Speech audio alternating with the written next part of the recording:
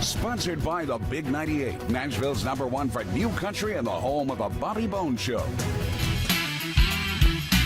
We're so thrilled to have on award-winning country music singer-songwriter, Nashville-based now, Makenzie Phipps. Thanks for coming on the show. Well, thank you for having me. I appreciate it. You know, hearing your songs and everything and going back, you know, with all the songs you've done over the years, it seems like your songwriting and your vocals keep getting stronger, especially with your past single that's done so well, A Little of Both. How's that coming together for you? You know, it's just been a dream, you know, just coming from just such a small town in Virginia, in Bluefield. And, you know, like we were talking about, I literally moved here 2 days ago.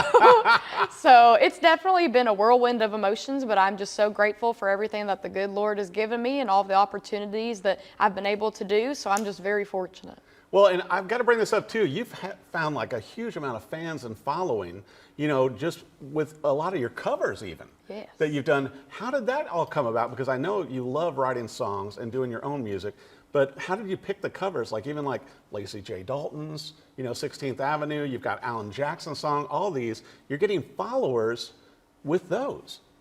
Yeah, so, you know, whenever I started doing, you know, covers on my social media pages, you know, I would just get some recommendations from, like, you know, my mom. My aunt is a very big influence. She's actually the one that picked the Alan Jackson song. And, you know, especially with the Lacy J. Dalton, you know, Scott's actually the one that introduced that to me, and he had pitched that idea to me. So it's kind of just a whole lot of different revenues and different places that are bringing me into picking what songs I want to do. And sometimes I'll just listen to a song on the radio and I'm like, I want to do that one for this week, and we just hope that people enjoy it and just go with the flow. Well, your voice is so big. You know, really, you know, looking at the videos and listening to your songs and everything, I really enjoy the comparisons of A Little of Both.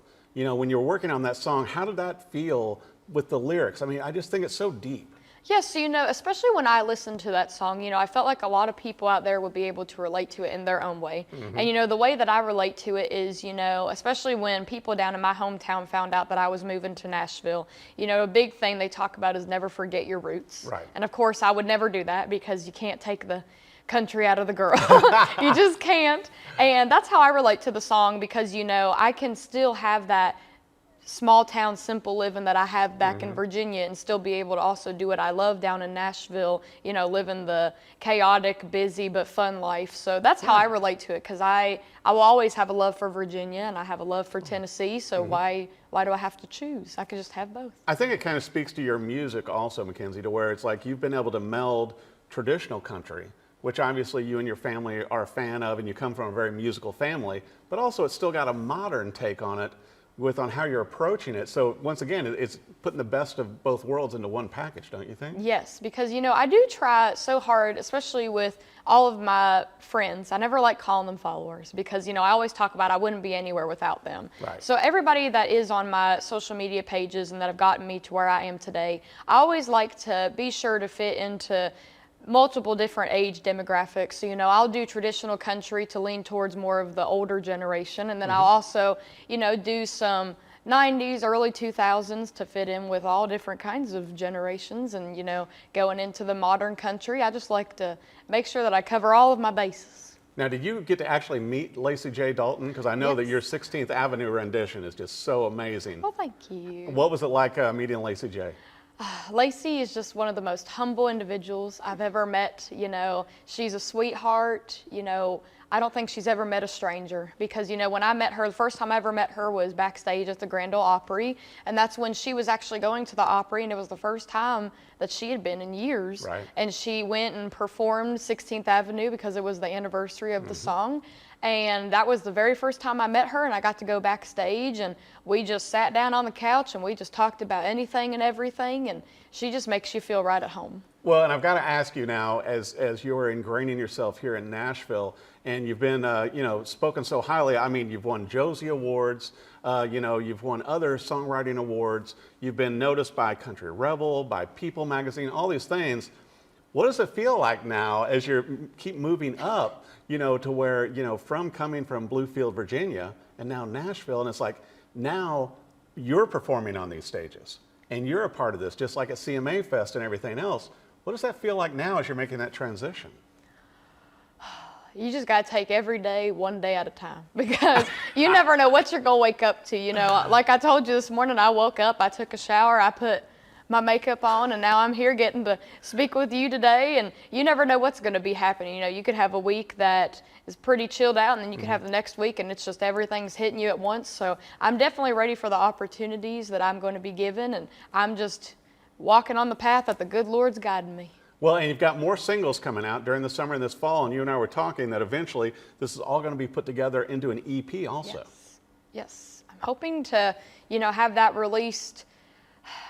You know, we've been having some delays because I was having my next single was supposed to be coming out here in the next couple of days, but we've been having some delays on that. So that one is hoping to be releasing here on July 14th. And then after that, you know, they'll be sporadically releasing throughout the month. So hopefully my EP will be here in the near future. Well, you know, it's also not a bad problem when a little of both is doing so well. Yes. So, you know, maybe they're waiting on purpose. Maybe. And kind of like the music videos. Yeah, you know, I've been definitely planning some different things up my sleeve, so people will just have to follow all of my socials to stay up to date on what I have going on. Now, will this also keep up with like when you have pizza parties with Alex Miller? Because I know that, you know, part of the problem with anytime you involve Alex, like when we've had him on the show, he'll eat most of the pizza. And he'll say he's not really hungry, but you know, he's a big guy. Lord, he's gonna kill me.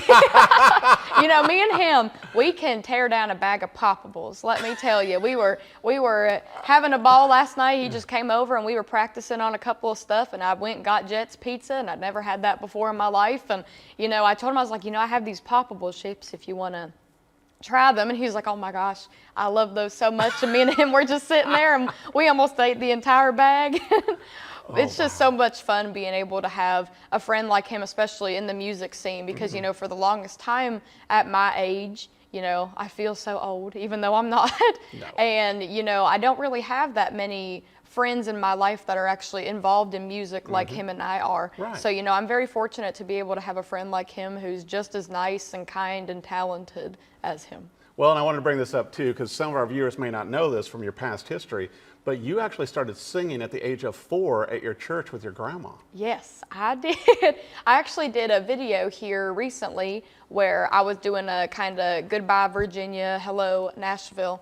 And I actually went back to that church and I did a little video segment of me standing in front of that church sign.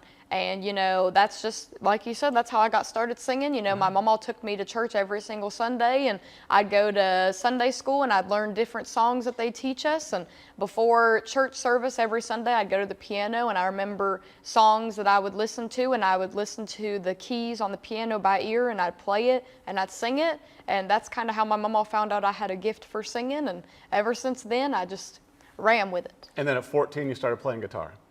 Well, I started doing my own shows at 14, and then I started learning guitar at 15. Wow. Because, you know, when I was 14, I was having to haul a keyboard around everywhere, and I'd be like, there's nothing to see here. This isn't a body.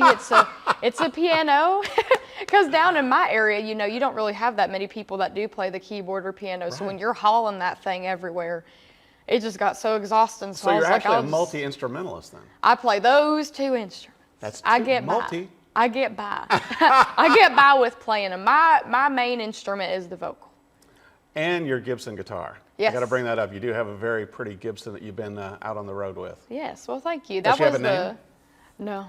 Oh, I don't really name my guitar. Well, you might need to name that one. I name my car. Do you? What's the car's name? Daphne. Which Daphne's Like in the Scooby-Doo? shop right now. Yeah. Okay. She's in the shop right now. Poor Daphne. She's got to get going again. You got to get around town. She's just ran out of You know, energy. sushi is not going to find itself here in Nashville. No, it is not. You have to drive to it. Yes, you do. But yes, you know, my Gibson, that was the first official guitar I had, because, you know, when I started playing guitar at 15, I'd gotten a little baby Taylor because it was small. I have very small hands. For those that probably can't tell, my ring size is a 4. And the average woman is a 7. So my hands are very small, so my parents gave me a little baby Taylor to practice on and be able to play all of the chords with and get all of that finger strength and calluses built. And then after that, when I started getting more into my teen years, they took me to a local music shop down the road, and that's when I went and felt all these different instruments, and I just really loved my Gibson. Yeah. And I've had that ever since, and that thing is, been through so much. It's got so many dings on it, and who even knows, but They're made to be played. Yes, it's everything that has been involved on that guitar is just memories that have been made. You know, and there's a little place called the Gibson Garage here in Nashville too, to where they kind of have all of the acoustics available. I don't know if you stopped in there yet. I'll have to. I've heard of it. There's also a little sushi restaurant next to it that I like a lot. So. As you can see, me and Eric really enjoy sushi. We're going to probably visit Sushi Train here soon. Yes, we are. Well, I want to make sure, you know, with all the great things you've got going on, with the singles coming out, with the shows, everything that you're doing, I want to make sure, Makenzie, that our viewers know where to go for your website, for your social media, you know, even pictures of your family coming to visit you in Nashville now. Where do viewers need to go? Yes, so I'm available on Facebook, Instagram, TikTok, the whole 9 yards. You just got to look up on Facebook, Makenzie Phipps. My TikTok and Instagram are Makenzie Phipps Music, and my website is MakenziePhipps.com. So you can go to any of those social media platforms and look me up, and maybe our paths will meet, and you'll be able to keep up with anything I have going on in my personal as well as musical life. And I'll tell you what, if you haven't checked her out musically, please do. What an incredible, bigger-than-life voice that Makenzie has. You want to add her to your playlist, however you consume music, although my personal opinion is the EP needs to go to vinyl. I know a guy. And so anyway, it's like you're just going to love her as much as I do. Incredible music, incredible voice. Makenzie Phipps, thanks for coming on the show. Well, thank you so much for having me today. It was a pleasure.